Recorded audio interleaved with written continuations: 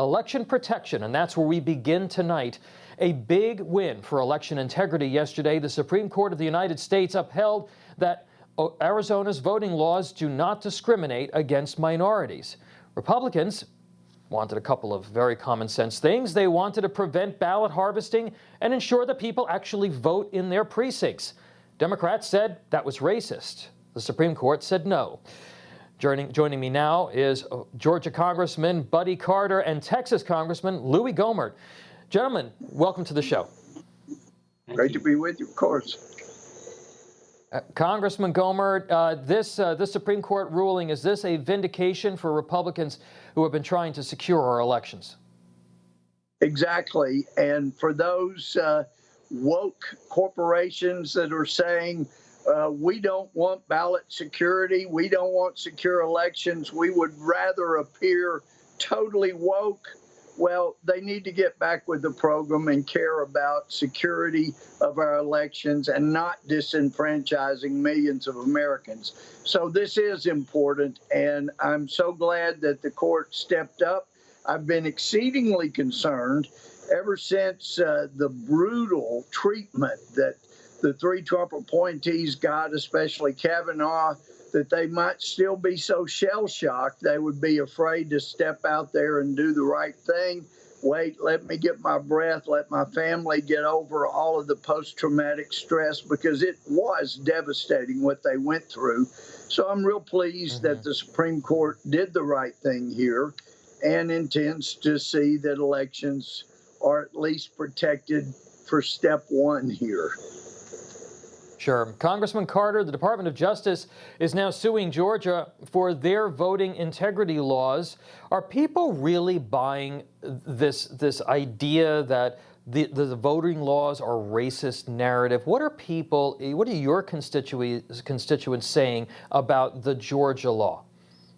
Well, first of all, 75% of all Georgians said they wanted more election integrity. 60% of all Democrats said it, and 69% of all African Americans said it. What the Biden-Harris administration has done is to weaponize the Department of Justice, and now they're trying to game politically with the Department of Justice. What the state legislature in Georgia did was simply to make voting easier and cheating harder. That's their responsibility. Our Constitution is quite clear that the state legislature shall set the laws in the state of Georgia. And I applaud the Georgia state legislature for what they've done, because, again, what they've done is they've made voting easier and cheating harder. And this decision in Arizona, this should bode well for what the administration is trying to do by weaponizing the Department of Justice.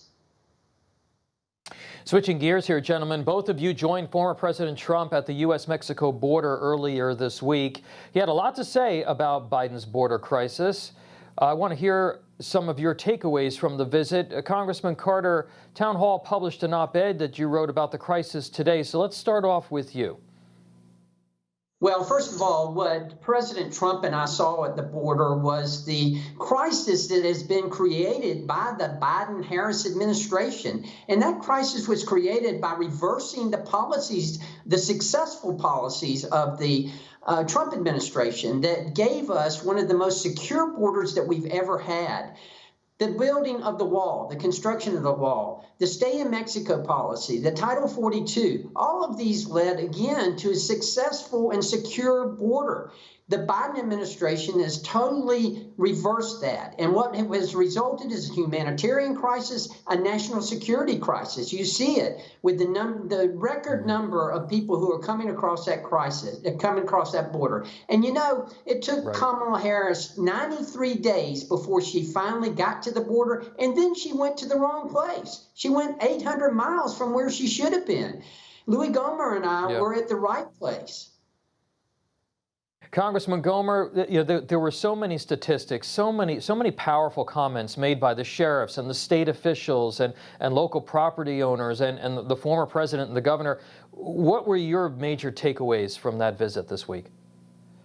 Well, I agreed with everything that was said. It is a disaster. It is a crisis. But my big takeaway came after spending 3 days trying to get down to the border And for the first time in all my years, all the days, all-nighters I pulled down on the border, down at the river, on the dirt roads in those areas, I was denied access only if they said if I made an appointment long enough in advance, they would send somebody to go with me.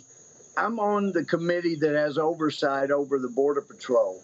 And they're saying I have to be overseen by the people over whom I have oversight before they'll let me see anything, and they'll only they'll restrict me from seeing the things I want to see. I couldn't believe 3 days this administration prevented me. And I had apologies from a lot of the Border Patrol. We're sorry. We know. We've seen you down here so many times.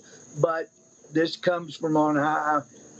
And I tried to work up the chain and was never allowed to get to the border. I know there were some members that they made a long appointment in advance. I don't work that way. If I've got oversight over an agency, a department, I want to be able to show up and see what they're doing. I said, just treat me like an illegal alien. And one of the agents said, but you'll end up in the processing center. I said, that's right. And I will be happy doing that. I'll get to see everything you're trying to hide from me. So you'll end up in the processing center, and you'll get a free plane ticket, Congressman. You'll get a free plane or bus ticket anywhere in the country that you want to go. That's I got to move. I'll get to see the USA and not in a Chevrolet. Yeah. I got to move on. House Speaker Pelosi's independent January 6th Select Committee passed the House a couple of days ago. Wyoming Congresswoman Liz Cheney is going all in despite receiving backlash from her GOP colleagues. Congressman Gohmert, Kevin McCarthy kind of has a choice to make here. He can seat Republicans on what is this, political, impeachment 3.0 and sit alongside Adam Schiff and Raskin and others or not. What do you think he should do here? I don't think he should play in this stupid game. It will give credibility to a terribly flawed process. They're not going to allow. Let me go back to the Benghazi committee. Boehner picked the lead staff for that, and it went nowhere. They were able to keep it from coming to any big conclusions. Well, you don't think Pelosi, with her authority to choose the staff for this thing, is going to go right where she wants to go? Might as well write the results now. We know what they're going to say.